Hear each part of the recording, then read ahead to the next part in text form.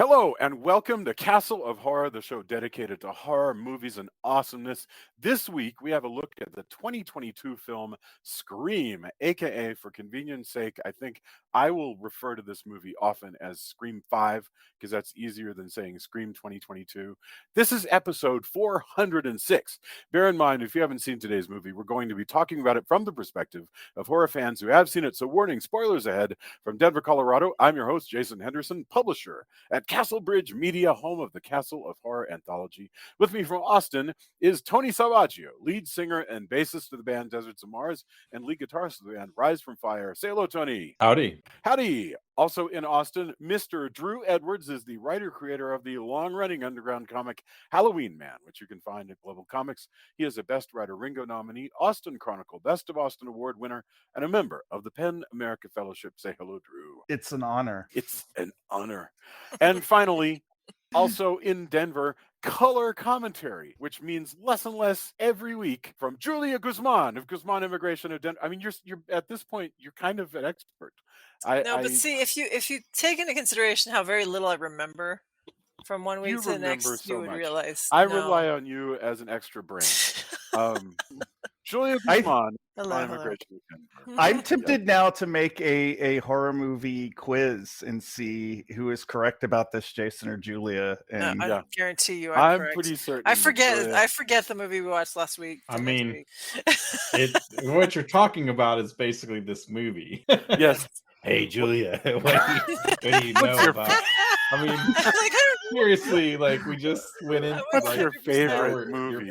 What's your favorite scary movie, Julia? I would 100% be the person who thinks they know it and then says, and that's the trick question where it's like, no, it was actually the mother or whatever. It's a funny but the fact that you know that Betsy Palmer joke means that you know more than you think. I mean, it would be a fun trivia thing. Just go, what is your favorite Castle of Horror podcast movie? And suddenly, you ask me that, my mind starts to go blank. I mean, I'm like, what have we done? 406 episodes, and I'm just like, the Initiation of Sarah. I mean, I don't even know why that one pops into my head, but there it is. So, okay. Conversation for another time. Yes. Scream, so-called, is a 2022 American slasher film directed by Matt Bettinelli Olpin and Tyler Gillette and written by James Vanderbilt and Guy Busick. It's the fifth installment in the Scream film series. Though billed as a relaunch, it's a direct sequel to 2011 Scream 4, the first film in the series not to be directed by Wes Craven.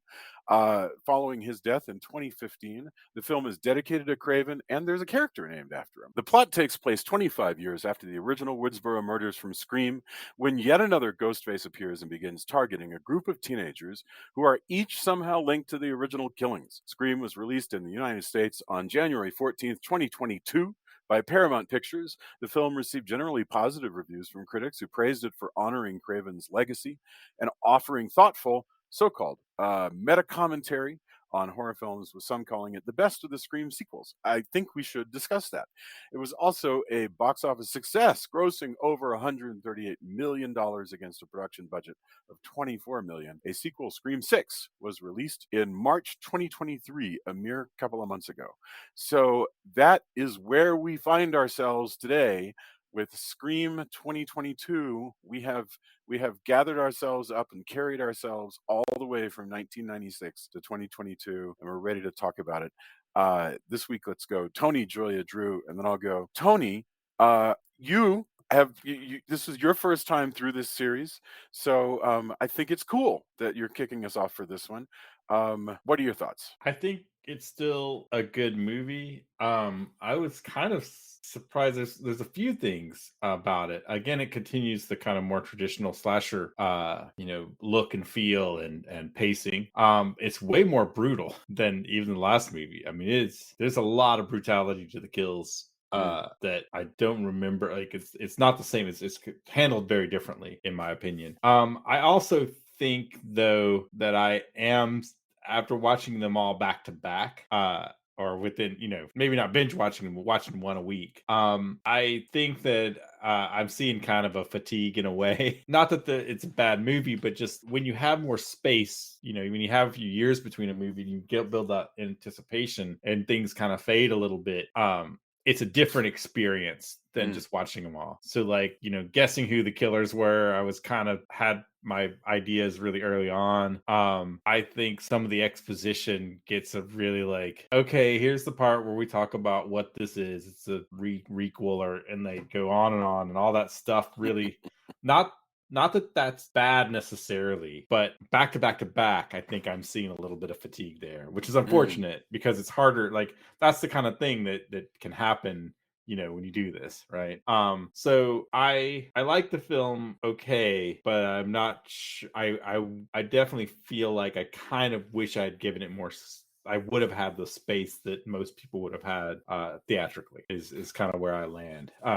It's definitely it's not you, it's me kind of feeling. So you're saying it would have been more effective for you if if it had been 11 years since the new one, and you know, you'd occasionally come back to these on DVD or whatever. Yeah, I think so, because I really like I said, with the exposition and the rules of requels and all this stuff, like watching it so close together, it feels like, okay, I get it, you know. And I don't think that would have happened if I had the space. So that's what I'm saying. It's not the filmmaker's fault, but it's more, to me, it's a commentary on, you know, what happens when you watch all these. Like, it has, in some ways, it has become the way some of the characters feel about the Stab movies, which is its own meta. So I'm going like double meta. Right? Yeah. Because the premise of this is like, well, the Stab movies are this thing. We'll get into it later. But like, I kind of feel along with that in a meta way that maybe I wouldn't have been as meta had I had that space. If that makes sense. Well, now I'm kind of concerned that we're in a Scream movie and I'm going to be screening all of my calls. No, I got you. I mean, just don't say I'll be right back,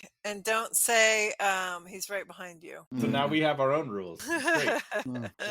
This is fascinating. Yeah, but yeah. Excellent. Okay, thank you. And so much there for us to hit on. Julia, what about you? Yeah, it's interesting to hear Tony's. Apologies, by the way, for that I'm congested. I have a little bit of a cold, but it's interesting to hear Tony talk about how there's a negative side to watching these movies a week or two apart, which is, you know, that you didn't have a chance to miss it, basically. Right. I get that, absolutely. I still enjoy these. They're very, you know, I love the meta stuff. I love how, you know, because I was kind of blown away by the fact that when they talk about the Stab movies, they say Sidney Prescott's in all but the last one, and then she, in fact, will not be in the next one, which is what's funny is that she's been in all of them, and then she won't be in the next one. Yeah. So I was like, whoa, it's even like telling the future. But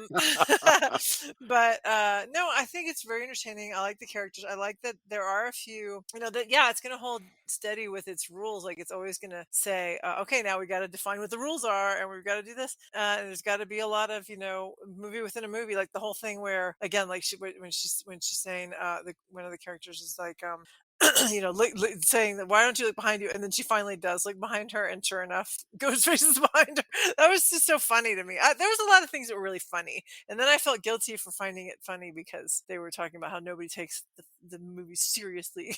I was like, oh, sorry, I guess I'm part of the problem. Oh, good.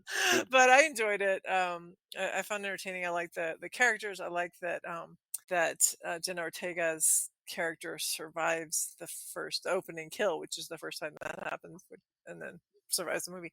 But yeah, there's a lot of neat stuff, and then but I get what Tony's saying, absolutely. Drew, what about you? So this is the only Scream movie that I did not see opening weekend in the theaters. I was actually very against this movie when it was announced because I actually just thought making one without Wes Craven seemed a little blasphemous to me. So like my initial reaction when this movie hit theaters was sort of fuck you. I'm not going to go watch that. And then I started hearing, you know, there was the initial critical reviews which are favorable, but I didn't so much care about that. It was when really more the sort of online horror community, like the people who, on the Joe Bob Briggs message board and things like that, when they started praising it, then I was kind of like, okay, maybe. So when it hit streaming, I took a chance and I watched it, and I ended up really kind of digging it. I think it does a good job of aesthetically syncing up Hmm. with the other movies, Mhm. but also still being a contemporary horror film. I've actually probably watched this movie a grand total of 5 times within the Mm. last couple of years. Like, I watched it twice just within the last week. I always find it very breezy and entertaining, and I'm bummed about some of the character deaths in it while also enjoying Boy, the me new too. characters. It is really interesting watching it so close to Scream 4, because I feel like they borrow a lot of this borrows a lot of the same structure from Scream 4. Hmm. Like they're kind of about, like, they're commenting on sort of the same kinds of things, which is reboots. This one also being an actual reboot that makes it, a step further in terms of being, meta. But this is a fun flick, and I'm happy. I'm understanding, what Tony's saying about franchise fatigue, but I guess I just don't like. I love marathoning things. Like, Hmm. be I it, No, I don't mean it to be like I'm tired of this series, like, oh, this series, but just I like I said, like you were just talking about, the 4 and 5 are more similar than perhaps some of the previous ones, and so yes. that kind of that is just that was part of it where I was really feeling like, and it does interesting 5 does interesting things. Like I said, it's definitely it's not you, it's me kind of deal for me. Well, I mean, and you're entitled to feel how you feel. I just like these movies, like this franchise, is definitely like in sort of my comfort food cinema kind of thing. The way some people watch, I guess, like James Bond movies, or whatever. Sure.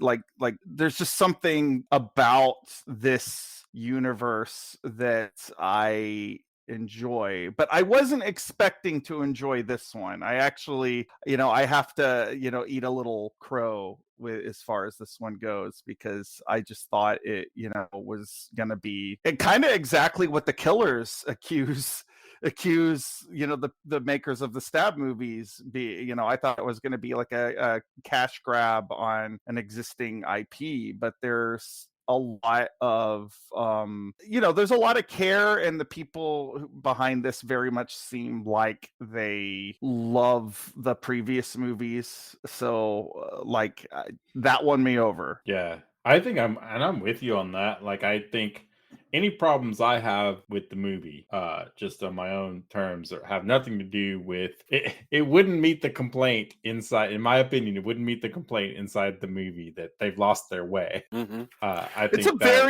It's a like, very consistent franchise. yeah, yeah. That's an excellent way of putting it. Thank you very much, Drew. Half Price Horror, a couple of, I think, last week, commented on our commentary on Scream 4 and said, that a way to think of Scream 4 is it looks like it's almost a reboot, but they can't figure out how to get rid of the legacy characters. This movie is really very much, and I thought that was really a wonderful way of saying it, right? And this movie is very much the same, I think, except for that they just have made their peace with it. They can't get rid of the legacy characters. Because But think the about this. legacy characters aren't nearly as important in this one.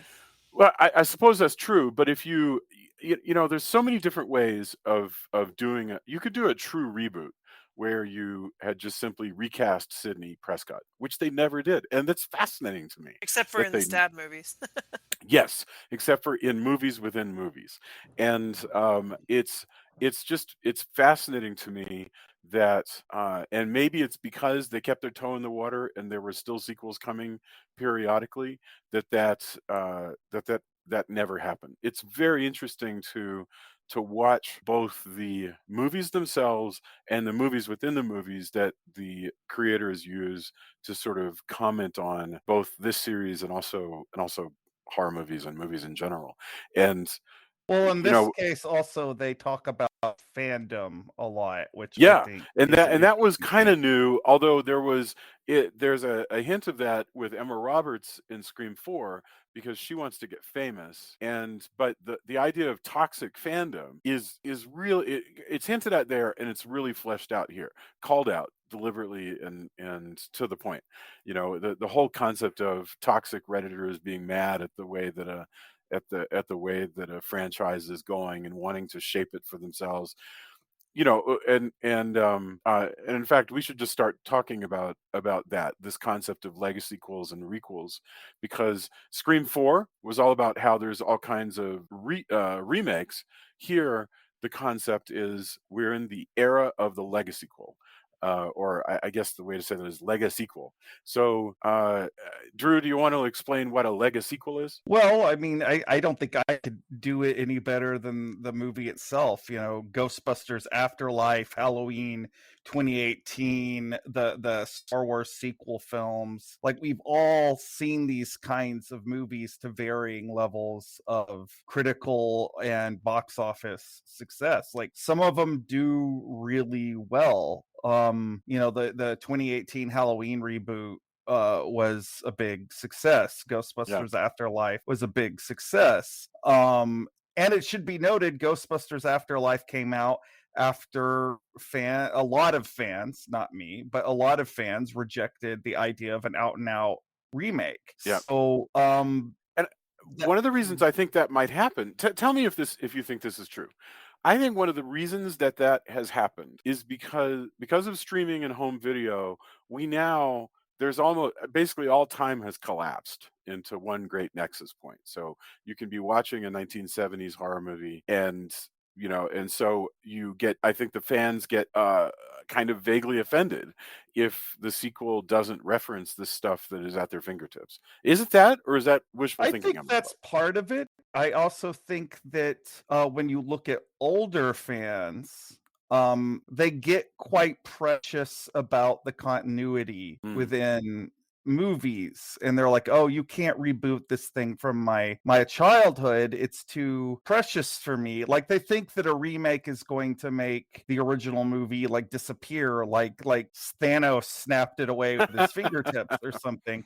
Um, so there's like a referential thing there. And I'm not trying to say one is more creatively bankrupt than the other. Like, hmm I think there are good remakes, and I think there have been good sort of legacy sequels. I thought the first of the recent Halloween trilogy was excellent. The other two kind of got a little bit muddled, but go listen to our episodes on that for Yeah. if you want to hear us discuss that. This movie is doing what Scream has always done, which is taking what's going on in pop culture, and in particular, horror pop culture, Yeah. and commenting on it. And I think that this is a smart thing to do, especially if you are a new set of filmmakers who are having to go in where, it was Wes Craven and Kevin Williamson, and those were the voices of this franchise. And I think the way the characters from the older films are used in this is actually quite smart, because it allows you to become emotionally invested in the new characters in a way, because like they did introduce new teens in Scream 4, but the Jill character is a decoy protagonist. She's never meant to outright replace Sid. Like, Scream 4, if you look at it, could just be the end of the Sid storyline. And the way Yeah. Sid is used in this movie is sort of a, support system Yeah. And indeed the way all the other older characters are used as a support system Yeah. for Sam. Yeah, you could pluck all of those legacy characters out and stick other random support characters. It would be fine because it's not important who they are. It's only that they're Well, there I for. actually disagree with that. I do think it's important who they are because it allows if Sid is okay with Sam, you as a fan will be okay with Sam, I can if see that that. makes All sense. right, sure. Uh, Yeah. you like if it was just some random character, they're not sort of anointing these new characters as important because like again, I was against this movie when I first heard about it, and then like the idea that there was going to be a new protagonist, again, that just felt very blasphemous to me. But by the end of this movie, I'm really invested in the Sam character. I think she's interesting, and I'm prepared to follow her into even a sequel after this that doesn't even have Yeah. Sid in it, and that's interesting to me. Wow, that's really interesting. I do. It's such an. I like the fact that there is a topic for them to talk about. This thing about legacyquels or requels, as they call it, where you're both rebooting, remaking, and sequelizing something all at once to try to please all the people. There's plenty of juice there to squeeze as far as like, Well, is that a good idea, bad idea? Is that creative or is it just commercial nonsense? Or, that's something to talk about. That's actually the way they talk about legacyquels and requels here is way more sophisticated than the way they talk about sequels in Scream 2. I mean, it's so that's cool. I mean, I feel like their discussion has gotten a little bit deeper, Well, and I mean, even the way they talk about like the filmmakers use your expectations of what a Scream movie is going to be because they completely yeah, like they give you the opening quote unquote kill scene, yes, but the person survives it. So it's yes. subverting your expectations. And that's awesome. Yeah, and by the way, this is for a lot of us introducing Jenna Ortega, who's not an actor I was aware of at all until this film. Jenna Ortega famously is the star of Wednesday and is also the person who writers remember as the actor who says that writers don't do anything. And so you know, and I keep thinking if I were Jason's like not Jenna better at all. if Jenna Ortega's agent, I'm sure was like, "Oh, you got to figure out a way to walk that back." It's just, but actors are gonna say stuff. That's fine. But she's very, very, very, very talented, and she's cool, and you can see why she would come back. It's Tony was talking about the brutality. We in the movie opens up. And it's almost like it's like seeing the James Bond like spotlight at the beginning, the gun barrel, because the phone rings and you're like, ah, yes, I'm in a Scream movie, and we meet Jenna Ortega, and she's not Buffy the Vampire Slayer, she's not Sidney Prescott, she doesn't, she's not quite that physical, but the fact that she's able to survive as well as she is Yeah, it's pretty impressive. amazing. Hmm. I also thought it was really wild that when you think about the cycles of this, first movie was a small town film that took place in a small town. Second one took place at college, if you recall, but they were watching a movie that was repeating the small town story. And then the third movie took place on a movie set that was remaking a sequel to the small town story. It took until the fourth film, to reboot the whole small town thing. And and that's what's wild to me. And that's why, to Tony's point, to some extent, it feels like this is a rehash of where we were with Scream 4. It's to me, in many ways, I feel like it's where we should have been from Scream 2 on. It's just staying in the small town, meeting more young people, and having them deal with the killer. Like, I would have been kind of happy not to follow these people out of the town and into college and blah blah blah. But that's what we did, and then in the last two movies we've come back, and that's pretty cool. And no comment and no spoilers about the next movie, because obviously it's going to follow a trajectory that I don't want to reveal here. But first of all, do you well, guys I like think being back in this town? I was gonna Well, say Tony had something to say. Go yeah, ahead, Tony. before we go, before we get too far off that topic, I found it interesting that you see for when you're talking about them being more eloquent about the legacy prequels or requels or whatever.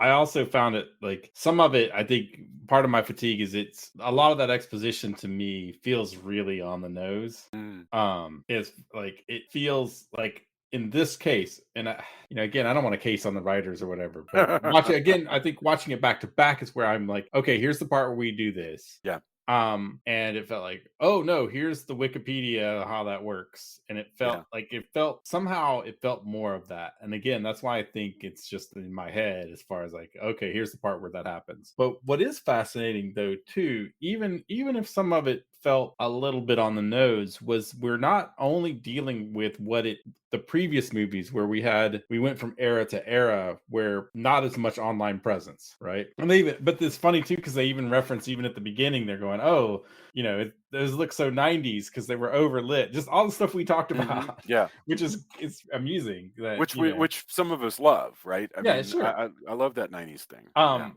But also we're now at a point where we also bring in what being terminally online does for fandom. So we get a new group of filmmakers who are like, well, you know what? The Stab series, the Scream series doesn't just follow. We live in an era where we don't just follow what is a type of movie, but also how fans react to what is that type of movie, which becomes part and parcel for any media that we have. So we're in this movie is also in a new era of here's what everybody's expectation is now that we have social media.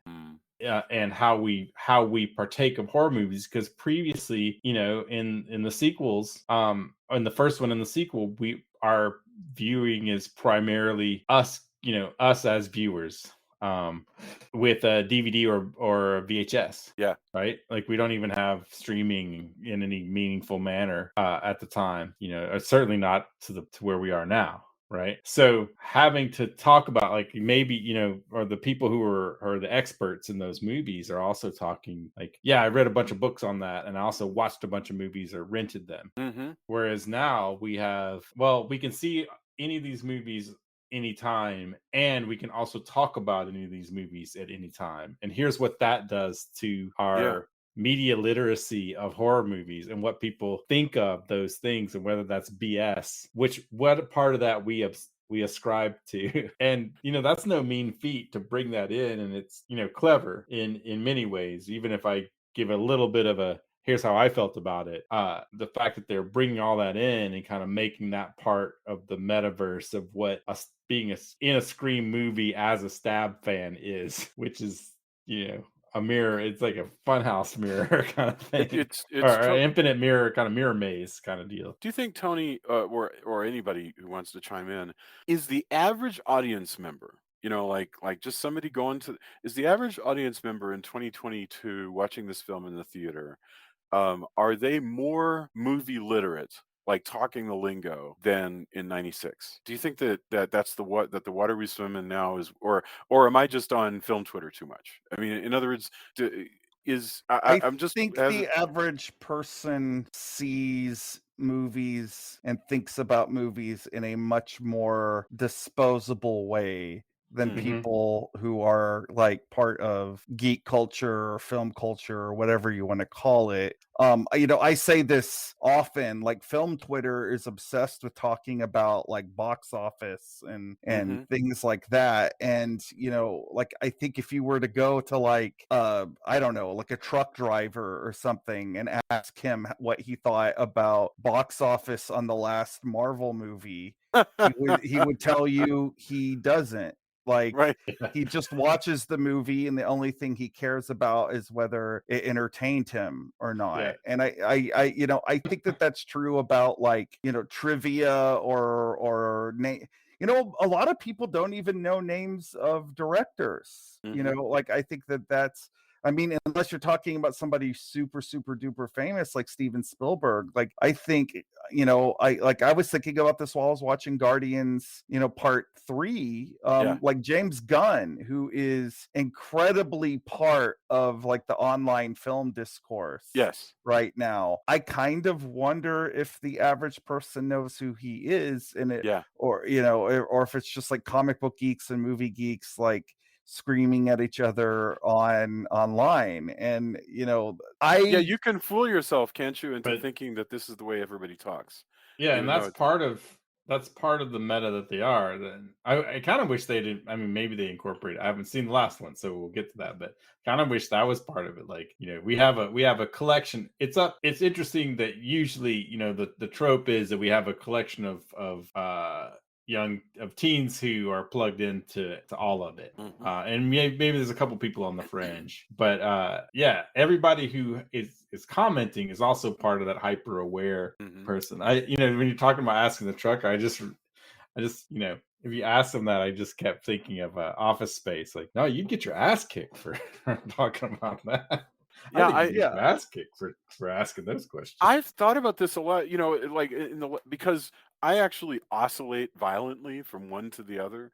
I'm interested in reading people's deep thoughts about allegories, but I also many times I regard a movie as just this week's entertainment, and it's fine. Like somebody was telling me about the reviews of the new of Fast X, and I'm like, who the hell reviews Fast X? I mean, don't we all just like I'm gonna go watch it. There's a new Fast and Furious movie. I'm gonna go watch it.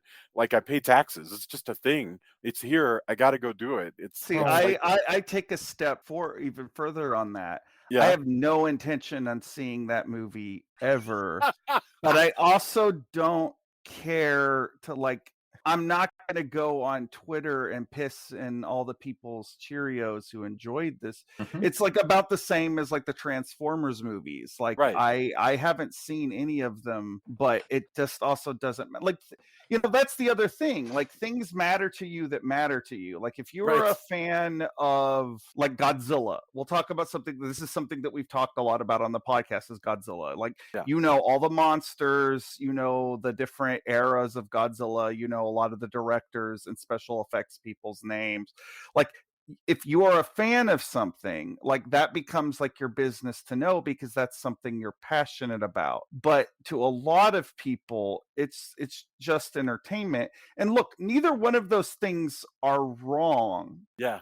If you take it into moderation, like what this movie is saying is that if you take it, it's like this is actually living up to the promise of the first movie's poster. Someone has taken their love of scary movies too far. Right. Like this idea of toxic fandom that we're talking about here. It's not wrong to love a movie franchise. It's not wrong to have opinions about it. It is like I think a lot about the way like taking it back to Ghostbusters. When Leslie Jones was being harassed by people because of Milo Yiannopoulos, or however the hell you say his name, that's taking your love of something too far. Yeah. Like it's like it is okay to not like the remake of Ghostbusters. It is not okay to harass one of the actors from it. The people who are the ghost faces in this movie are the sort of people that would have harassed Leslie Jones. Yeah, that's right. Yeah. That's absolutely right. And would have sort of whined and complaints about them. That's what's fascinating when you get to this thing at the end where the bad guys are saying, how can fans be toxic?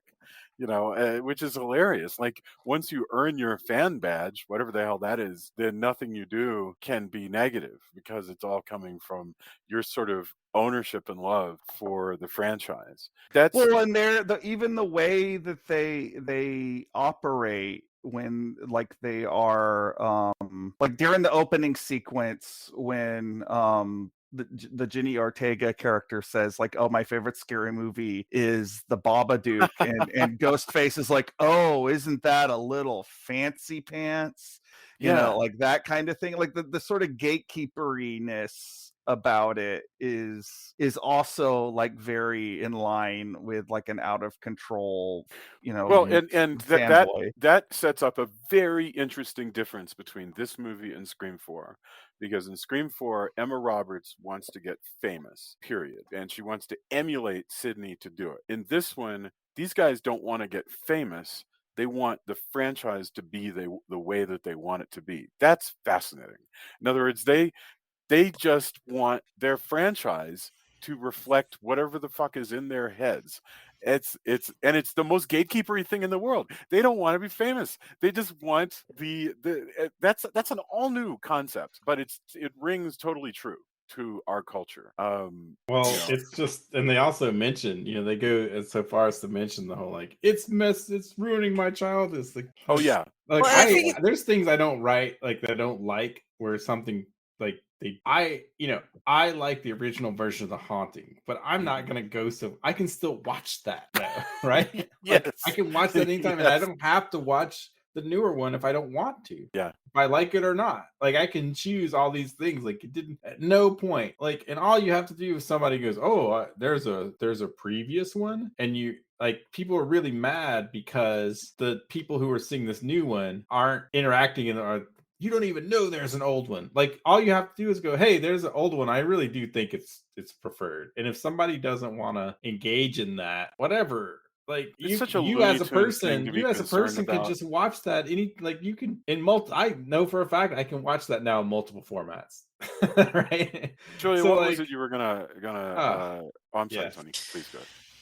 No, it's just it's funny that there's so many ways that this is meta, and like you mentioned Emma Roberts a minute ago, and I'm thinking it's interesting that in addition to all the fandom conversation, we also have these, to use the current loathed term, nepo babies, Yes. because you've got and then this one you've got Jack Quaid, who's the son of Dennis Quaid and Meg Ryan. I'm like, I think it's just another interesting commentary on all of the movie Really good within a point. movie. It's like actor child. Well, and after you've got actor child. Mason Gooding, who's the son of Oh yeah, Cuba Gooding. Cuba Gooding Jr. Yeah, that's he's absolutely right. He's he's an interesting, the way that he is portrayed as like the football player in this group is very interesting when you compare, like stack him up to the jock character in Scream 4. Is that he's a lot like he has his thick-headedness about it, but he's a lot more like sensitive and likable than basically anybody who wears a Letterman jacket in any one of these other movies.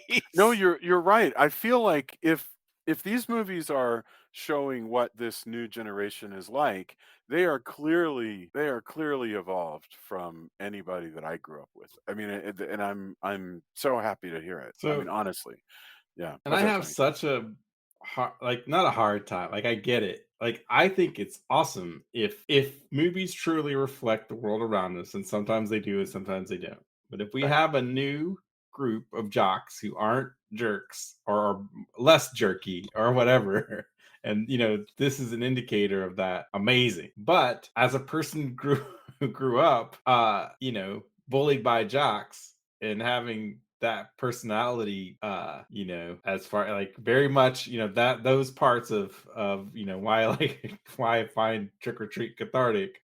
It's still hard for me to go, are you sure that person's not a jerk? Like when I see that. Well, he's even got kind of like a gothy alternative girlfriend, which is interesting to me. No, I think that's great. But as a old person who grew up in an era where that was almost universally not the case. Oh yeah. I still like, I feel like, is this person still a little suspect? But I think it's, pop culture reflecting that. I think that's great. In the same way we've discussed before about how awesome it is that all this stuff that was kind of stigmatized with us growing up, all this nerdy stuff is now cool. That's awesome, Yeah. Before we get too far away, and this will probably be a good segue to talk more about her in general, but before we get too far away from the meta-ness of this movie does actually have my favorite meta joke in the Scream franchise, and I don't see very many people talking about it online, oddly. What's that? So the Sam character is her, like, if you go off of like her name is Sam An excellent point. Carpenter. Sam Loomis. But then it is revealed that she is actually Billy Loomis's daughter, making her Sam Loomis, which is giving her the same name as the arch nemesis of Michael Myers. That is really good. That's really, there's so much to that. Especially, I would also throw in that giving her the name of Sam, that's a final girl name. Because well, and then go ahead. No, go ahead. Because what?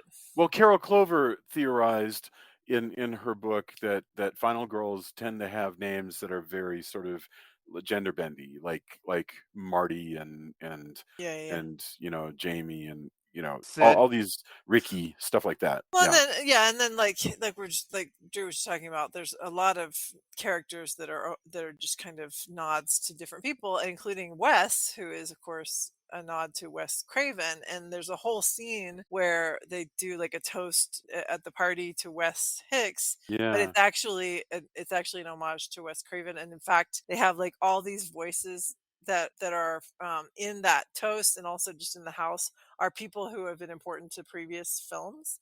So including like, you know, writers, directors, Drew Barrymore is in there, Matthew Lillard's in there, like all these different people who just kind of got to do here's to Wes kind of thing, which I thought was really neat. This movie is going out of its way to be I guess appreciative of the films that have come before, which is pretty good, you know, pretty cool when you consider they obviously didn't have to do that. You know, you don't have to like go back to Henry Winkler and figure out a way to like shoehorn him in there, and you could be cynical about it. That's the funny thing, is the moment somebody spots a pattern, there's a segment of the population that spots a pattern and immediately gets annoyed with it. Oh, it's like, oh, okay, here's all the Easter eggs. But I think Easter eggs are cool. So that's also, that's really neat. If you have a problem with things referencing other things, this is probably not the series for you. Like, and I'm not saying that that's wrong. Like, if you know, like everyone's mileage may vary, but like, this right. this is the language of Scream. Like, if you like you know, like if you're not on board with that, that's okay. But like, but you'll be pretty lonely through this film. You're right. Like it's and you know, it's, you know, and now we're at the point where Scream is folding in on itself, and like it's you know, I feel like, you know, like this is, if we're going to talk about like that, how like Scream becomes like even to the point where it's referencing itself, this movie says the name Ghostface out loud more than any of the other ones. I feel like it's I feel like fully solidified as part of like the lingo within the universe within the universe. You know, because like the first two movies, you know, the name Ghostface is used more sarcastically, and now it's like, yeah, this character is just Ghostface, and we're going with it. Yes, you know, and they're aware of the meaning of Ghostface, or rather the lack of meaning of Ghostface. Well, part of that, I think it's because you have a protagonist who is literally like, she's daughter of Ghostface, so she is. By the way, what a great title. Yeah, well, but she's both final girl and slasher at the same time, and I think that's really interesting. Like especially, I'm blanking on the actress's name. Like we talked up Jenny Ortega a lot. Are you talking about Melissa Barrera? Yes. Can I talk about her for a moment after you say whatever you're going to say? And then I have things after you. Yes. She is so good at being like I'm jumping around, but like when she stabs the killer to death, and like she just gets these sort of berserk eyes on her face, and then she does the wipe off of the ghost face thing where she wipes off the night. She's creepy as hell right there. I think that's so cool, the fact that they like, again, like they've given you, the killers kind of got what they wanted. They've given you a ghost face that can come back and you can root for, although not exactly the way they would have wanted it. Oh, absolutely. So I just wanted to mention about Melissa Barrera. Julia and I used to watch a novella called Siempre Tuya Acapulco, and she was the star. And so I loved this actor. She is so wonderful. She's so good. By the way, that was one of the most colorful shows I have ever seen because it takes place in Acapulco, and there's just color everywhere. It's just green and red and yellow everywhere. Well, and she's She's also in The fantastic. Heights. She's really great in The Heights. Yeah, yeah, yeah. But Yes. what I want to say about the character, though, is Hmm. that because yes, she's great. And it's a telenovela, Jason, not a novella. Okay, sorry. Just because the tele part is important. But yes, what I think is really interesting about her character is she kind of reminds me of Dexter. In that she. I think Mm. has some of that. Like she clearly has some mental illness because she keeps seeing, Billy Loomis talking to her, and she's apparently taking like antipsychotic drugs. But she's not evil. She's not. She's not meant. She doesn't. The mental illness doesn't mean she's a murderer. However, she also has some of that in her blood of like being able to do something like that, and it does come out. She is terrifying when she's killing the killer at the end. Yes. And I think, well, yeah, we won't talk about future things, but Yeah. yeah, she's super scary. But it's so I like the idea that she's kind of like Dexter, that she's quote unquote born in blood, as they say about Dexter, and so therefore she's able to kill a killer more, Do you want to maybe talk though possibly. about her felicity of language? Because I Yeah, she did. No, she's a Mexican actress, and then but she didn't sound like her American accent is brilliant. Because usually, British people can do American accents like no problem, but there's a lot of Spanish speaking actors in movies that have tried to do American accents, and they're just terrible at it.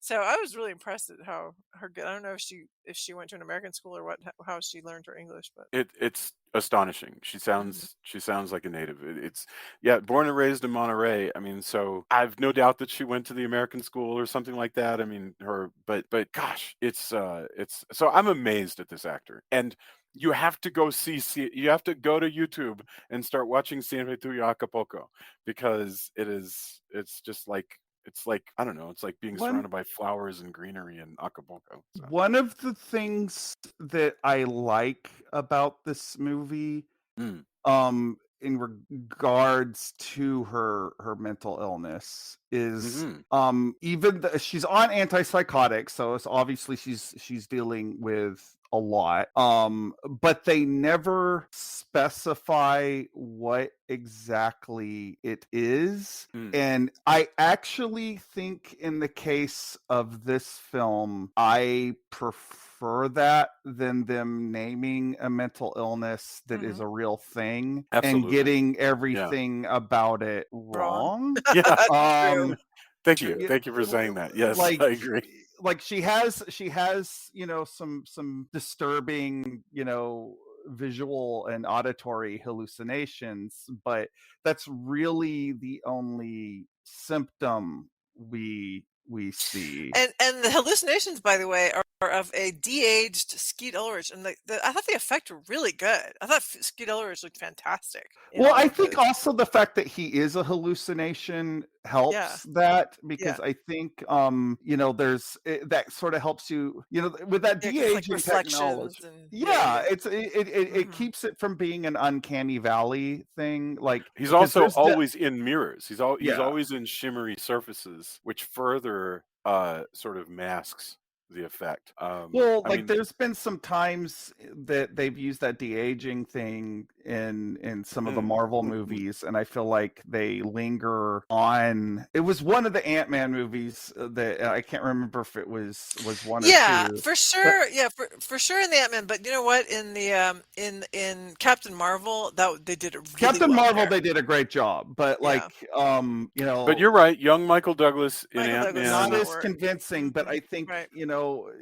and this movie probably had a fraction of the budget that both Captain Marvel and Ant-Man had, Yeah. but I think the way that they may have overcome some of those technical limitations by keeping him in a mirror. And it also, referencing other horror things, it feels very much in line with like sort of the way if we were to go back to like American Werewolf in London and the way they use the ghost of the werewolf's friend in that film. Like it feels very in line with that. Not that he's supposed to be a ghost, like he's definitely I'm with you. a hallucination, but like it's I don't know. I feel like that, while there is some like problematic stuff that like they sort of treat her mental illness a bit like a superpower a few times,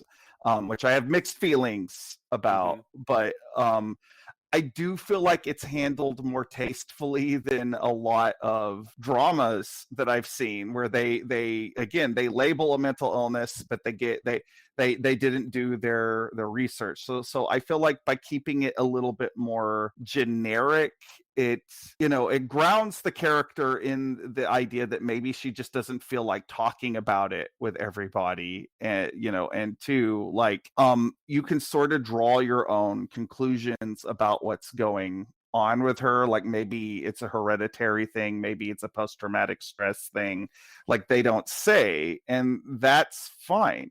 I'm really glad to hear you say that. That's well, I'm not. I got to say, like, even though I am an individual that lives with mental illness, I'm also not a monolith. Like, this is just how I feel about it. No, I'm with you. Other people might feel very differently.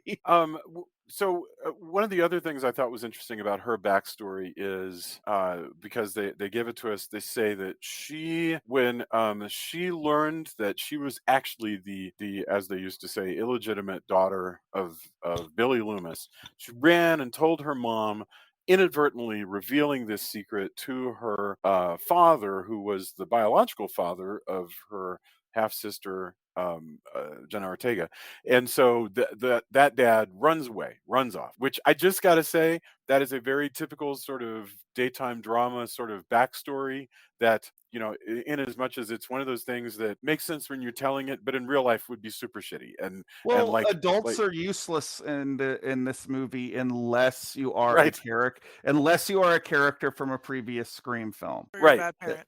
Yeah. Right. I mean, that's like we never see, as important as they are to the plot of this movie, we never see these kids' parents. Well, you do see Judy Hicks. By the way, the fact that Judy gets iced, I don't know if I cared that deeply, but I liked that character, and I was sorry to see her go. Well, and it was brutal. It was good in that she gets killed because she's a mom. Like she's like, he's saying, "Oh, I'm gonna kill your kid." Ghostface tells her, and so she, takes off toward the house, runs in. She's not thinking like a sheriff; she's thinking like a mom, and manages to run right into, in broad daylight, by the way, right into this killer's knife.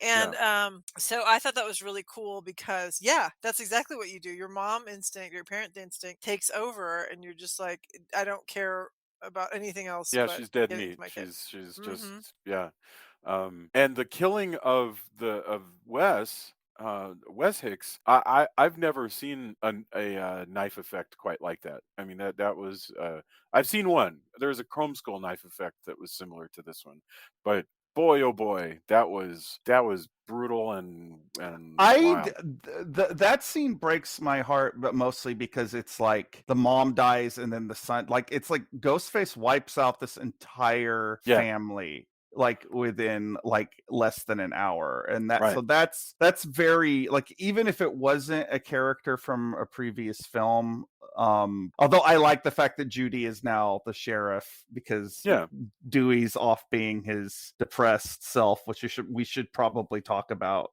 in a second, but we can get to it next since we're talking about characters. So and it's one thing that is the meta part of this being about toxic fandom, because what really is, we talk about Ghostface as Ghostface, the iconic looking character, but in every time Ghostface is an actual person or two people, right? So these people ruined it's not Ghostface like in the way that Michael Myers or Freddy is a thing. Two people decided to wipe out a family. Yes. that's something that doesn't, I, I don't know if it gets you know talked what like I think? that's I messed think up, man. But I mean I think that's the most meta toxic fandom Yeah. comment. I You're think so the right. reason why people do that is that when you start to think about the people under the masks too much because you really only have to deal with the unmasked killer during the climax Sure. of these movies. Mhm. But if you think about it too much during the other parts, if you think about it what you just said, it becomes a whole other level of dark, like Yeah. because you're not watching a movie monster anymore. You're watching a serial killer. Yeah, Serial you're killers, watching yeah. a flesh and blood psychopathic killer, and that's really terrifying. Well, Yeah. in this one, it's not just, oh, Michael Myers can survive whatever we throw at him, but in reality, what we have is a series of serial killers, a family of It's an infected town. yeah, it's in a town full of serial killers that begat serial killers that begat serial killers. Mhm. Yeah. Well, it's almost like a lethal meme, Right. if you think about it in that like because when if you take yourself, I talked about this briefly last time. If you take yourself a step beyond that, like the idea of becoming Ghostface, like donning the identity of Ghostface, is actually a really stupid idea to do if you're a serial killer, because you always get caught and or killed. And that's happened 100% to every Really single interesting point. I every hadn't thought single about that. Ghostface. So it doesn't actually make sense for any Well- intelligent criminal to do this. Well, everybody thinks they're going to be this Ghostface Exactly. because they have Yeah. 'cause Right. this, these, because again, these are people who think they've watched every movie. So like, oh, our plan's going to be it's the good one plan. that succeeds. Well, and that's Yeah, the truth. because- That's and true that's for all criminals. All triple meta. criminals think that Yeah. they're smart enough to get away with it. Yeah, I guess that's true. And we Um, do have, again, once it almost works a couple times where They you know, come pretty close, and Yeah. going back to Dewey, they actually managed to kill Iron Dewey finally. Yeah. Although Oh. I have Man. some issues with that, because if we are to believe and that the what's I'm blanking on the character's name, but the girl that's one of the Amber? killers, Amber. Yeah. who looks like she weighs 90 pounds when wet, can Yes. overpower Dewey, who at this point looks Really like a bit good, of- by the way. he looks like a bit of a bruiser, though. Yeah. Like he's Yeah. like he looks like he could toss her like she's nothing, and so So maybe I this do- is Well, Richie. We don't know if this it's is not Richie. Richie. Or There's no way 'Cause he it's can't- Richie, yeah. because Richie's in the elevator. Oh, you're Yeah. right. So it's Mm. no way it's Richie. There is a lot of people that think that there is an unspoken third killer in this movie, and I feel like that this is the I don't know. one time where that makes a bit more Well, it sense. only makes sense in the fact that the strength to slice up through somebody, especially with a hunting knife, On both combat sides. knife, Yeah. is Well, also, that's a lot of work.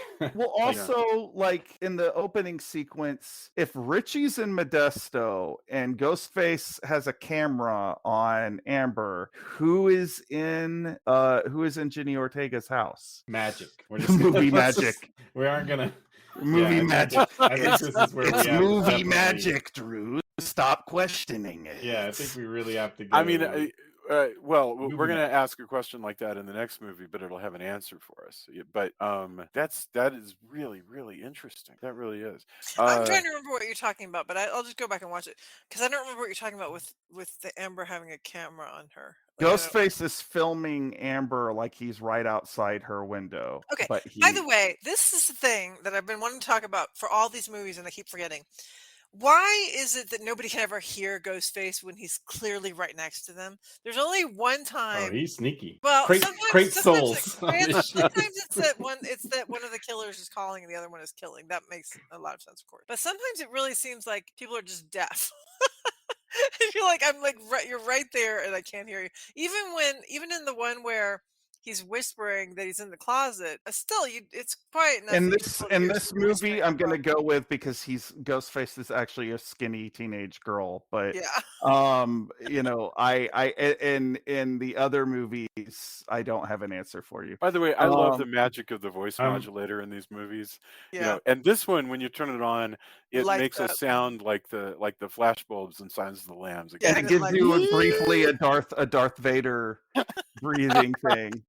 I Um, like to picture the answer, Julia, to how they sneak up is off. Like if you just caught it off camera, they're sneaking like a in Looney Tunes cartoon, like where it's that over exaggerated like toe yeah. toe to heel, like whoop whoop whoop whoop whoop whoop Yeah. whoop whoop. Like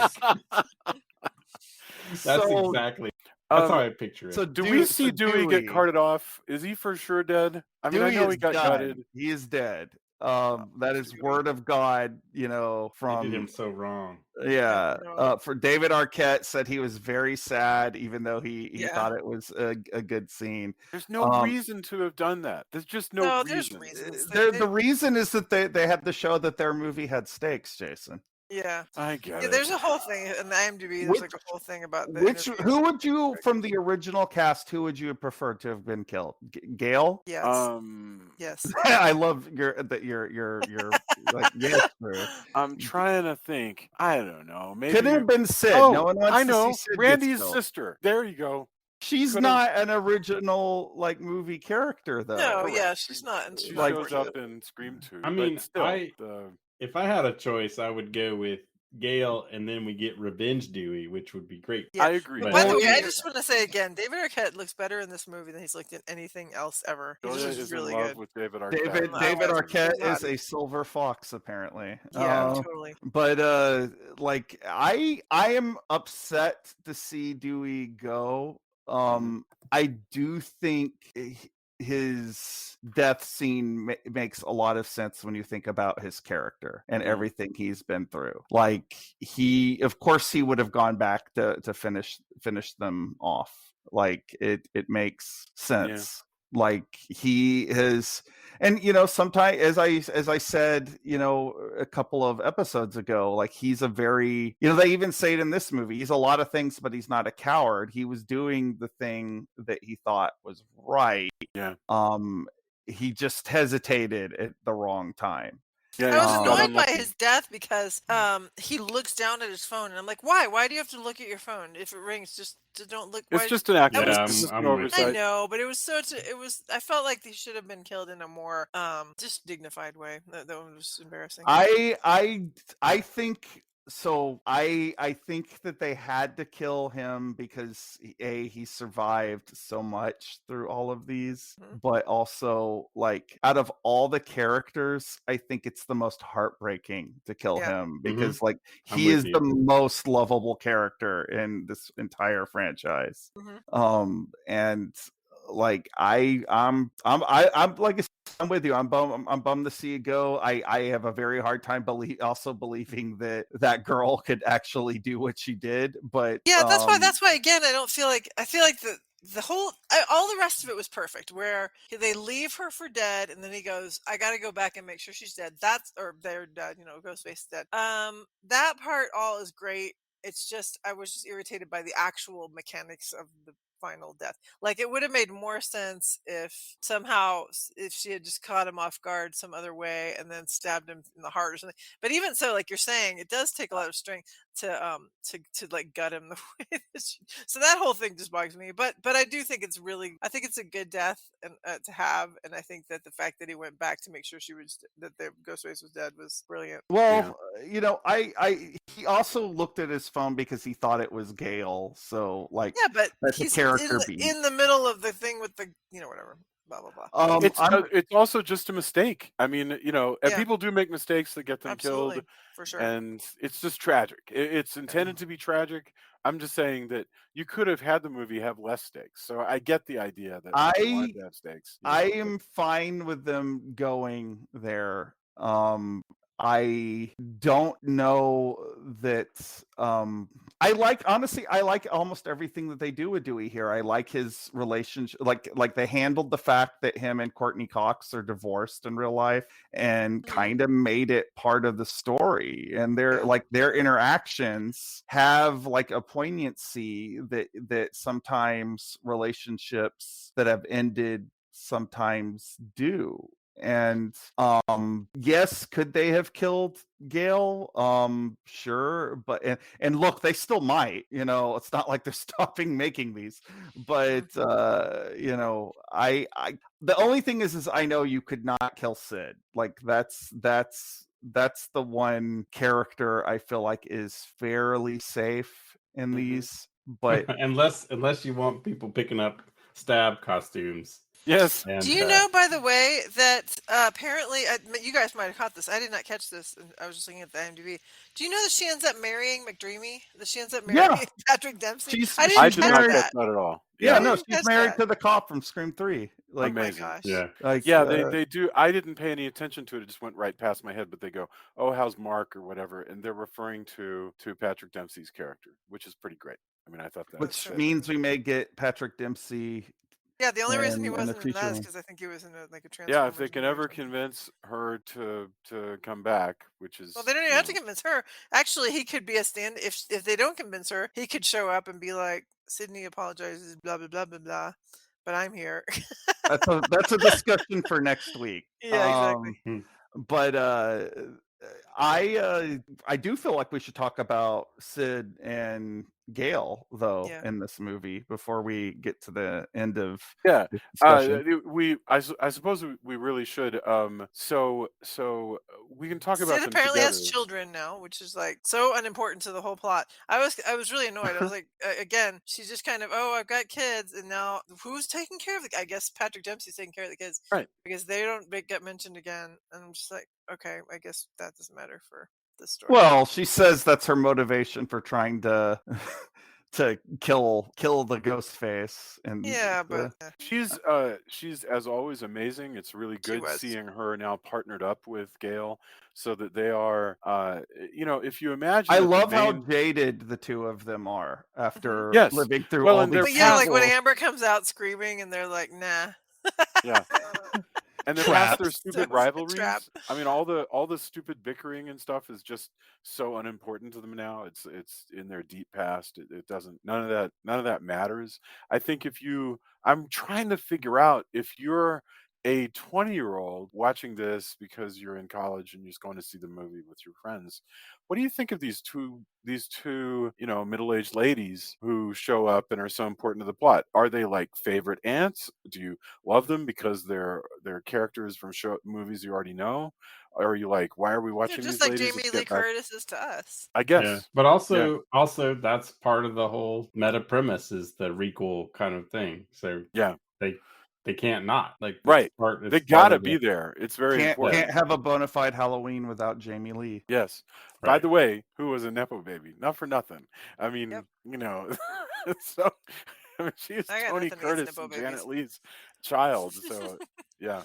I love it when actors have famous parents. It's like, no, it's fun. Like I said, like I was obsessed watching this movie going, oh my God, oh, now that he's smiling, he looks just like Dennis Quaid.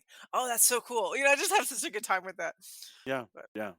I think if you're an actor, he looks a lot like his dad. Oh, especially when he smiles. For sure. I mean, I think if you're an actor who's trying to make it and you don't come from a famous family, this is probably incredibly annoying. It's like, oh God, get it, But having said that, for us as the audience, we like to see these kids. It's it's fun. That's a tough one, One thing I do know though is everybody can take a stabbing like nobody's business. Especially like in all a bunch of John Wicks. Everybody gets stabbed in the same spot in the abdomen, and they all survive. All of it. Everybody's a John Wick in this. I mean, geez, training, but Jenna Ortega's leg gets broken, and she's still just sort of. Yeah, I think everybody gets a stabbing, and everybody can Not just to take a lot belabor of a stuff. point, but this is why they had to kill Dewey. Yeah, I Like what guess. we're talking about right here, because they had to show that people aren't. That this is a universe where everybody isn't universally Well, immune to blood loss. and he Yeah. could have taken, if it had just been the one stab. That's why they had to brutally eviscerate him, Disembowel or, him, or, yes. like Yeah. you know, pull a knife through his rib cage all the way up his spine, is because like, well, you know, everybody else in the town seems to be able to take an abdomen stab pretty regularly. At this point, Sid must be getting stabbed in like scar tissue from Oh previous yeah, prequels. yeah. I mean, Because, like, damn, So- Yeah, it'd be like, kind of funny to have a scene where Ghostface is like, "Oh, I can't get this knife through you because you have so much scar tissue." Yes. Oh my goodness. Yeah. what that's did great. what did everybody think about the reveal of our killers in this one? Because I feel like I don't. Boy, do I feel like not being that guy, but I was pretty sure just the way it was playing out, I was, you know, they do some nice twists. Like, don't get me wrong, but of all the movies, this was the one where I really went, I'm pretty Yeah, sure that it's tracks. these people. Yeah, exactly. I'm pretty sure, because they also go out of the way to really put the dialogue. Amber's dialogue is really like, okay, yeah, you have a grudge, and like Well, and God, all of kudos it. to the actor, because honestly, when they're in the basement, and Mindy says, like, what about the killer? She's like, how do you know I'm not the killer? That was the way she said it was really chilling, and I was like, holy shit, I think she's Yeah, the no, all killer. that was Like, that's when I good. started thinking that. Yeah. That moment. well, I mean, if you watch Yellow Jackets, you know that is a very talented young actress. I don't know this like, actor at all because I don't watch she's stuff, so. she is awesome. Like, and like her character in Yellow Jackets is completely different from her character here. Like, she's like, I love the fact that she's, like, we're getting to see like a young generation come up through horror movies, and that's kind of awesome. But That's really great. what I think is funny about the reveal is there's like multiple times where both of the ghost faces call each other out as like a misdirect. Like, Right. like Richie says to Amber, "Oh, I think you're the killer," and Amber says to Richie, "Oh, I think you're the killer." And like in that moment, they're telling the truth very briefly. Yeah. Well, and And Dewey says that he thinks that he's the killer. well, Dewey, it's not his first rodeo. Yeah, Yes. exactly. Well, I guess in Um, real life they're good in the movie they're good actors too, because they seem to be Yeah. able to The pull characters that are off. good actors. That's a pretty really good. good point. I mean, they're better than most, right? I mean, they're able to just sort of blithely, as all the killers in this series usually are, they're able to just handle the pressure of being around all these people who don't know they're a serial killer, and that's I really think if you look at their fatal flaw, one is that they completely underestimated Sam, but the second thing is they were dumb to actually, like, as much as they needed to get Sid there, they were dumb to bring her there, because the very first thing she Yeah. does is like walk into that house and start shooting the walls down because she's That so was pretty over funny. she's so over this shit. yes. You have 5 seconds. like my Yeah. favorite Richie line actually in this movie in regards to that is like, "Oh, did you see the latest stab movie?" And she's like, "Oh, well, I'm not really a horror movie fan." He's like, "Yeah, that tracks." It's like he doesn't it's like he's brought this thing into his presence because he thinks he knows her because of the movie version of Yeah. her, and he doesn't know her at all. And that, like, even though Sid is not the one that ends him, like, I feel like that's kind of the start of like his climax unraveling on him, because again, like, Gail and her are just so over it. Yes. Yeah, that's so interesting. Yeah, that I keep forgetting about the fact that because the series in the series is not like the series that we have. It is supposedly based on real people who have become superstar characters, which is weird. I mean, there are occasional examples of that in our world, but not many. And so there are people who think they know Sidney Prescott because they know a movie character played by a different actor called and the character's name. It's like Charles Manson. It'd be like if you're like you think you know Charles Manson because you've watched. Because you've I mean, I watched a know lot of he's the movies bad guy, about but the point is, yeah, and it's like he's probably not exactly like every it's movie. that is just so strange, and it would be really just awful and annoying to be Sidney Prescott, I'm sure. I mean, I just, yeah.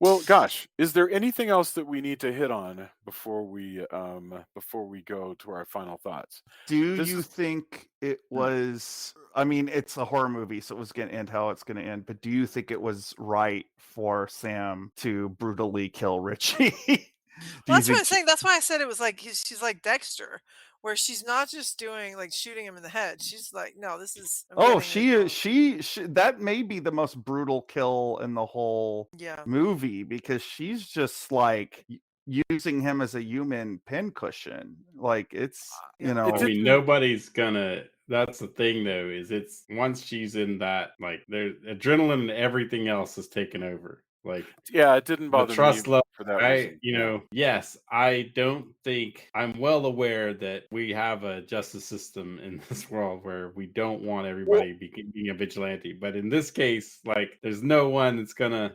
There's no charges brought up against somebody who's been using her family in that way, and then also for the sake of an internet fame and a franchise, and just she's just snapped. I mean, that's I'm less interested in the judicial aspects of it, and more if it was the right thing for her mental health to give in to the sort of dark side that I wouldn't think of it that way. I mean, I hear you, but I keep thinking about, there was a case in Texas a while back, and somebody, in Adrenaline, you're fighting for your life. And I remember this woman cut her opponent 41 different times with an axe, and she was just moving super fast, and she's just. It's sort of the way I hear what you're saying, but it is sort of the way that this is portrayed in the movie. Is she sees the hallucination of Billy direct her to the knife, and then she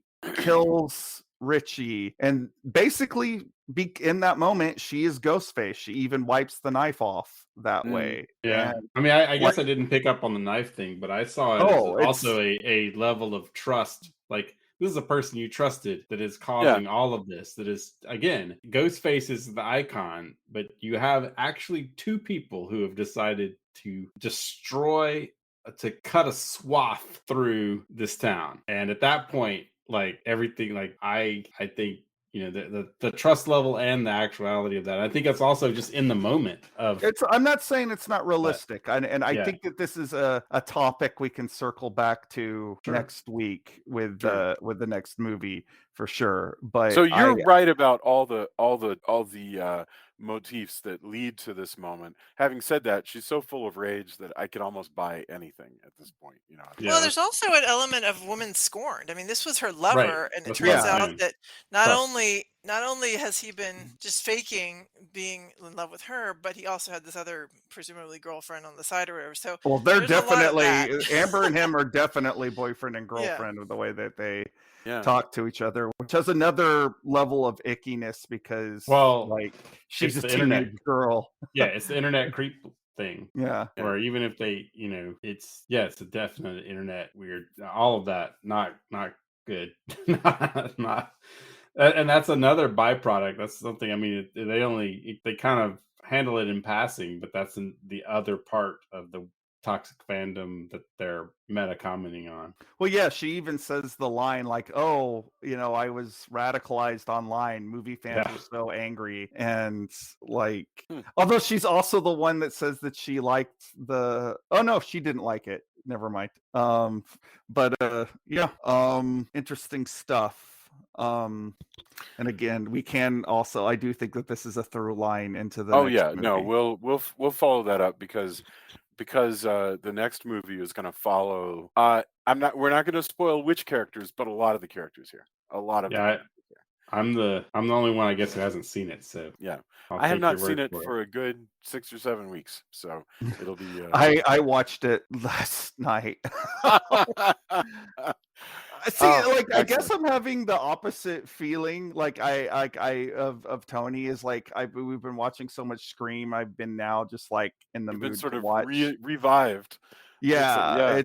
it's re-energized my Scream The lightning fandom. has struck the clock tower and revitalized your flux capacitor. You are good to Yeah, go with more Scream. Or Okay. Frankenstein bolts, yeah. like lightning. Yeah. By the way, that reminds me, I now am filled with this desire to see have a scene in one of these movies where Ghostface calls somebody and does the whole "What's your favorite scary movie?" and they're like Dracula 1931, and Ghostface has nothing to say because his knowledge of horror films ends in the Or, 70s. or, Like, You're or right. even better is I want to see that scene where he goes, "Solid choice." Click me. And that's just like, deep cut. You yeah. get to live. You get to live, exactly. The changeling. Oh, I like that one. And then he just like call somebody else. Uh, All right, Oh, I can have you to. can you hand the phone to somebody else in the room? You're so Yeah. right. Oh my God, you're so So right. funny. Yeah. We could talk forever, by the way, about this whole question of elevated horror, which we didn't really touch on, although they did mention it. So let's save that till next week. But just for Jason, zombies of Moratau. What? Like, Oh, I'm killing you now. I'm not even gonna play with you. I'm just killing you. all oh right. my gosh. And like you say, I love the idea that you say that, and he just like stabs you right then. He's like, that's it. or he has to go and watch it just to make his Yeah. update What? his trivia Just question. die. I'll Can call I- you back in an hour and a half. I'll call you Like it Wait. does like, Better. but you know that is the thing about the killers in these movies is it seems like when they think about the horror genre, it begins in the 1970s and like it only goes to contemporary times. Like you never have anybody go like, "Oh, Creature from the Black Lagoon." What? You know, like Torture chamber of Dr. Sadism. Nobody. yeah, nobody like goes to it. it's and I mean I guess it's because they're specifically talking about the slasher Right, genre. right. So like you know, I guess the previous movie did bring up Peeping Tom. So That's Right, true. What I want to see after this. Yeah, and we probably should do that. Do Peeping Tom. Yeah. All right, but let's get our final Or thoughts just, here. or just.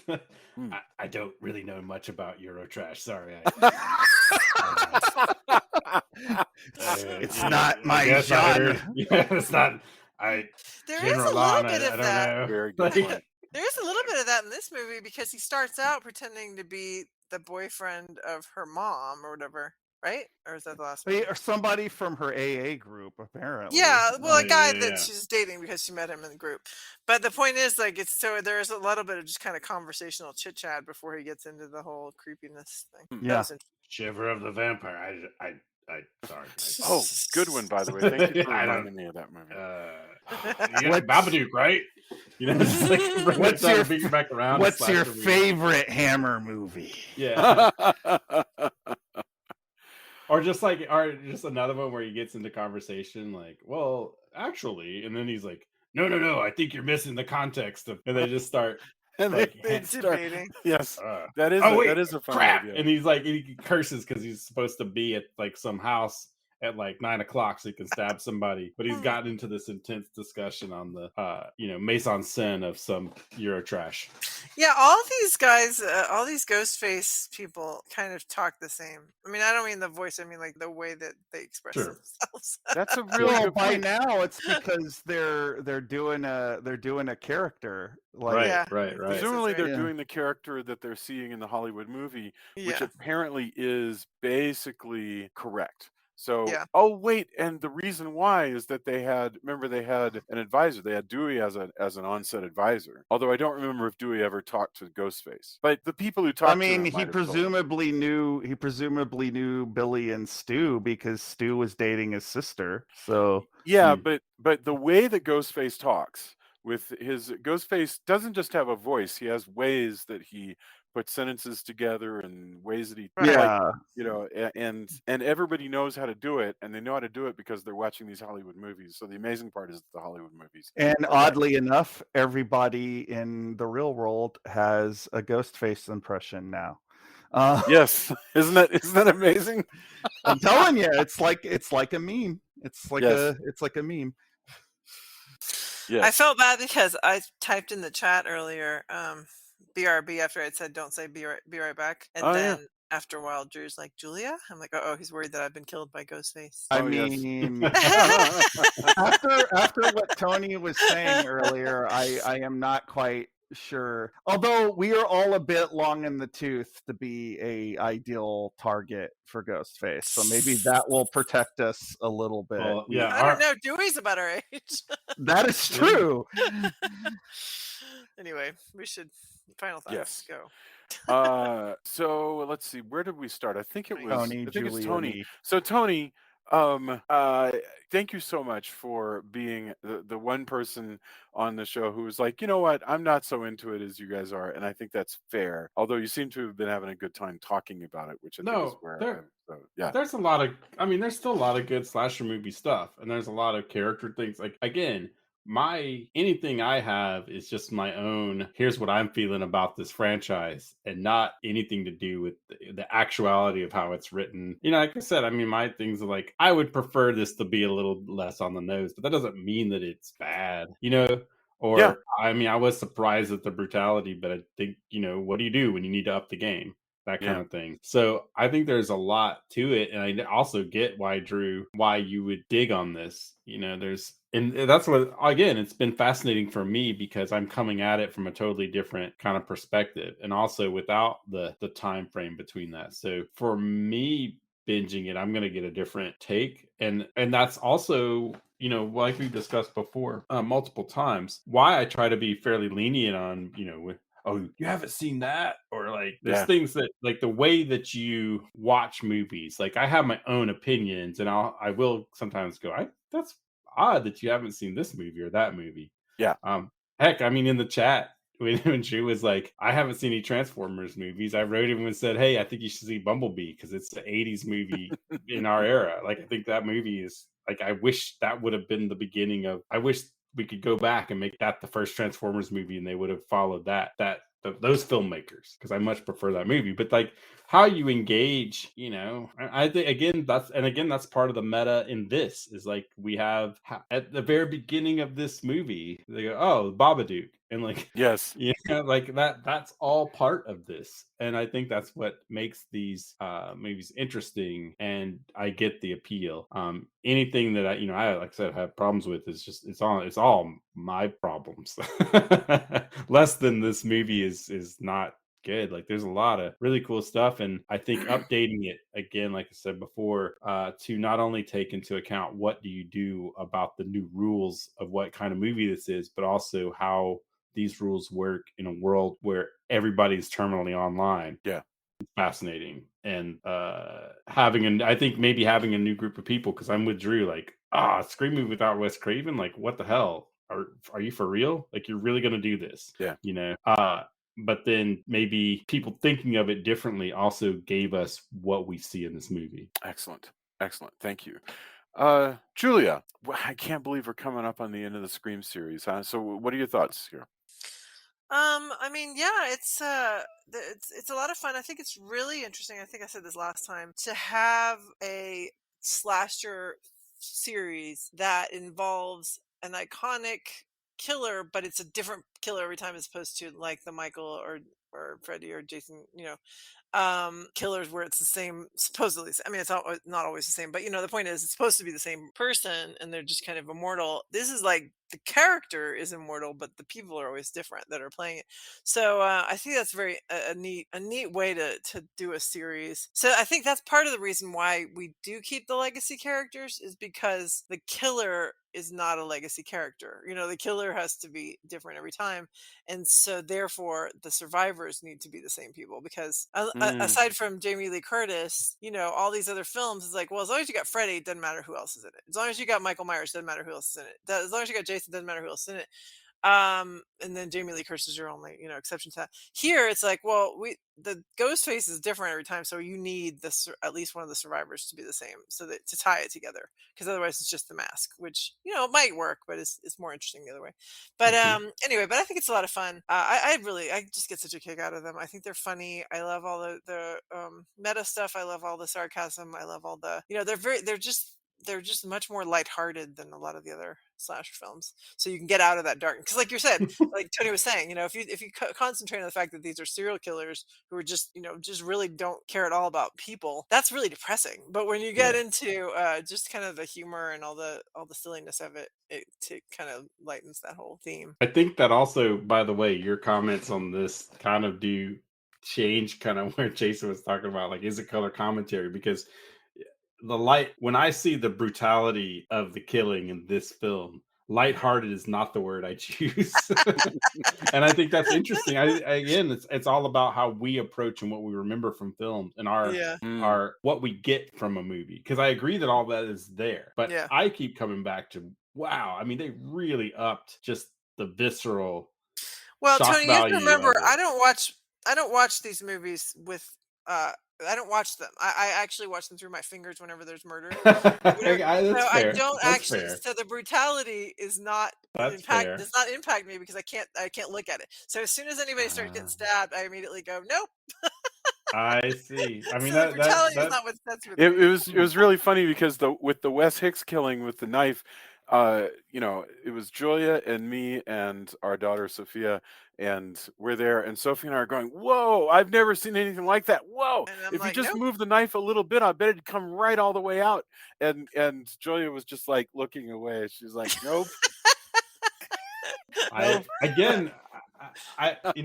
keep coming back. It's how you approach film, right? Yeah. So the fact that that's how you engage with these movies, and then that's why that the lightheartedness is coming across, where I'm sitting there going, oof, man, they really did something with this. That's amazing.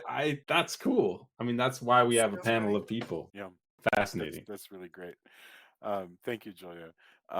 Okay, Drew, what about you? First off, what a fun conversation this has been. I feel like all of these have been fun. But and to continue the through line through all of these movies have made for good fodder. I enjoy this movie, but I don't think that's any big surprise, as I enjoy all of these movies to varying levels. I like the brutality of this. I don't know what that says about me, but I do tend to like gory slasher movies, so that's probably that. And I don't think it's wrong to have that alongside humor, because that is how real. Well, that's how real life is. Like, terrible things happen alongside funny things. And when I see, and I don't think that's what you were saying, Tony, at all, but like, I do think it is interesting when I see people talking about darkness in fiction. They often think for something to be dark, it has to be humorless. And I feel like something having humor actually makes it closer to real life for me. Absolutely. So I enjoy that about these movies. I will say, in this movie and in the upcoming movie, I feel like Ghostface as a persona really, it's always had this look about it, like it's evocative of the Grim Reaper. I really feel that in this film and in the next one, like, and maybe it's just like that now that this is like a decades old icon and it's taken on more weight than it previously had. But in regards to Tony talking about the brutality of it, like, Ghostface as the specter of death to me really hits in this movie. Yeah, and by no means am I saying like, oh, I was offended by the fact it was so brutal. It was just a I didn't think that was for a second. It was a marked change. It is something I feel like, you know, I haven't seen the next one, but I just, my takeaway was these are the choices made for this film, right? And something that you kind of have to do, and it kind of changes how it all happens. But I'm totally with you. Like, I also, like, they do a really good job what you're talking about with the balance, because I really, grimdark that's just grimdark all the way through is It's just fake. as unbelievable as something that's super twee and just whimsical all the way through. Neither of those things, there's a balance in life, and you know, I really dislike when there's not that juxtaposition, because I mean, we see it every day where if we don't joke, you know, it's the whole, I laugh because if I don't, I'm gonna cry, right? And we experience that in different ways throughout our you know, daily life. But yeah, I'm totally with you, Drew. Wonderful. Thank you very much. I was just thinking about the fact that also with these movies being so spread apart compared to the way the Stab films in the universe happen. This is the fifth Scream film, and it's coinciding with about a year after the eighth Stab movie, which is amazing, you know, when you consider that in theory the Stab movies began a year and a half after the events of the first picture. So it's you know, these movies in our universe are actually fairly unusual. Halloween 4, to give you an idea, came exactly 10 years after the original Halloween movie, and Halloween 5 just a year after that, so like 11 years later. This movie is like 25 years out of date from the first film. So, and it's only the fifth. So I'm just having so much fun thinking about how this movie series compares and doesn't compare with others. I think one thing we can say for sure is that it has very unusual legs in that it appears to do quite well when it pops back up, you know, and like somebody being chased by Ghostface. I've just really enjoyed talking about it, and I enjoyed talking about this one. I think they did a good job in this legacy sequel, and it's going to be up to these guys to see if they can hold this momentum and do at least as good a job in the next one. And I don't envy them as they have these meetings and try to plan the movie that we're going to watch next which Drew watched last night, and try to figure out, boy, what the hell are we going to do? You know, do we want to up the meta? Do we want to tamp down the meta? What you know, what's the plan? I don't envy any of that, because you realize there's like this just fractal geometry to where these films could go, and so we'll see. All right, and that's it. We'll be back next week, presumably, unless something terrible happens. Endorsements. Don't forget endorsements. Yeah, so let's do the endorsements. I wasn't forgetting. I was just saying that's all we have to say about that, in the words of Forrest Gump. So endorsements. Whatever we've been listening to, watching. Let's start with Tony. And in a rare moment that I never announce on the show, I'm going to go refill my coffee while Tony starts his endorsement. So Wow. So I'll be right back. Not planning on sleeping tonight, huh? Yeah, that usually happens at the beginning of the show before we start Yes. recording. So secret Patreon, non-Patreon trivia. Yeah, exactly. Yes. I'll be right back. For me, I've been again still watching Mr. Vampire sequels, because that box set is amazing.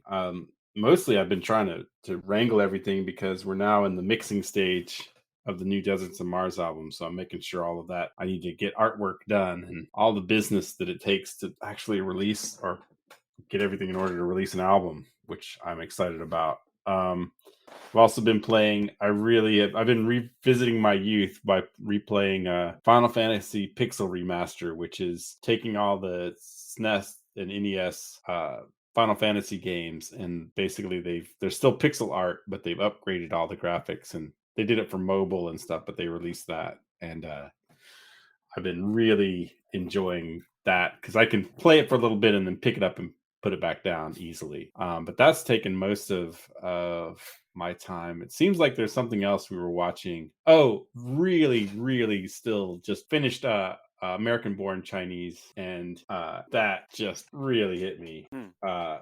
The cast is great, fight choreography is great, has a lot to say, and still gives us a Monkey King retelling / new generation Monkey King story, which is great.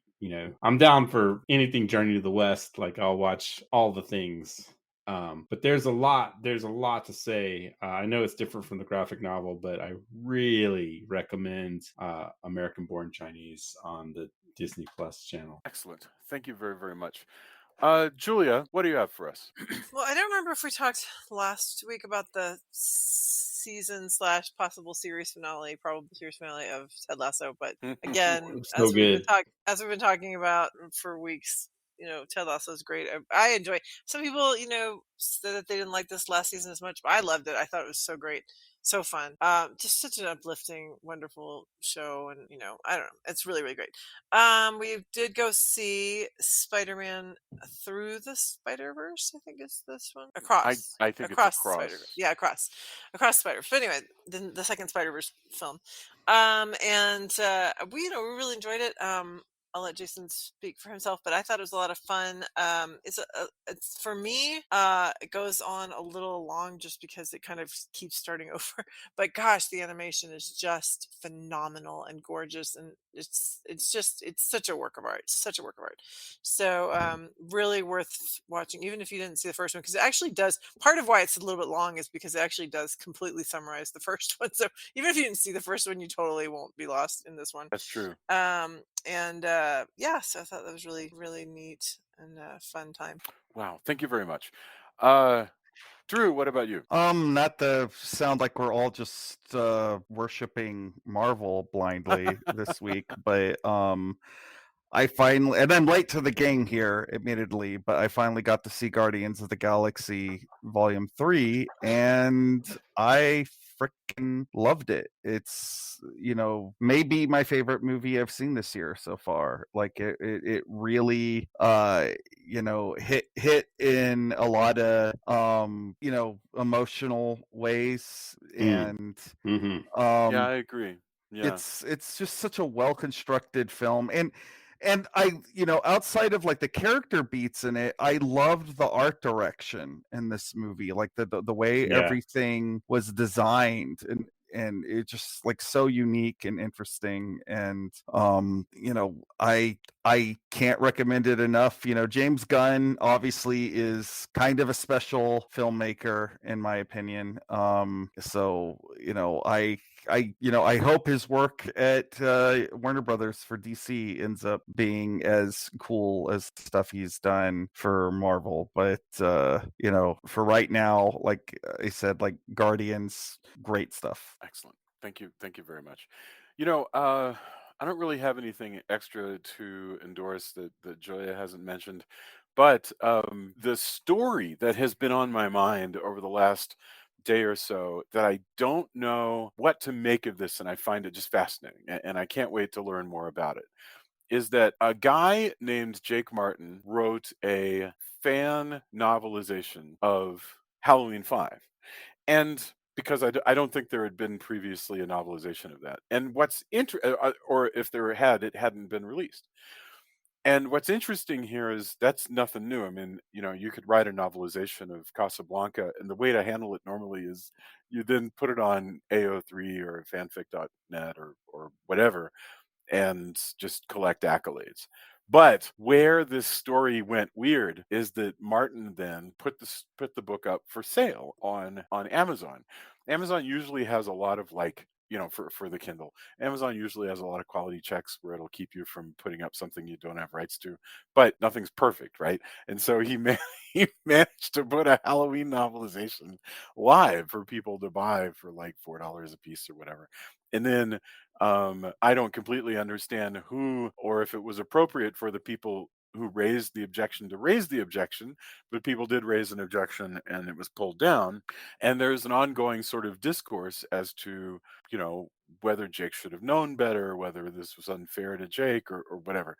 Regardless, I think it's a fascinating thing because I am all for, to be honest with you, I like the gray area where you could just go ahead and decide to write a Godzilla novel, but you just don't charge for it. You put it on AO3.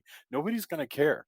So that I'm talking about this thing. Has any of the three of you heard of this story, that this happened in the last This week? is the first I've heard of it. Okay. No, but it's funny because I thought you were going to say a different thing just now, Jason, at the end. Okay. And that is that Jason always tells people, write the fanfic and then change the names. Well, that's the other He even has a whole recommendation. series in Castle Bridge Media called Thinly Veiled, so that people write stories about something that happened and then change the names, like some show that really existed or Yes. whatever movie, and then they change the names.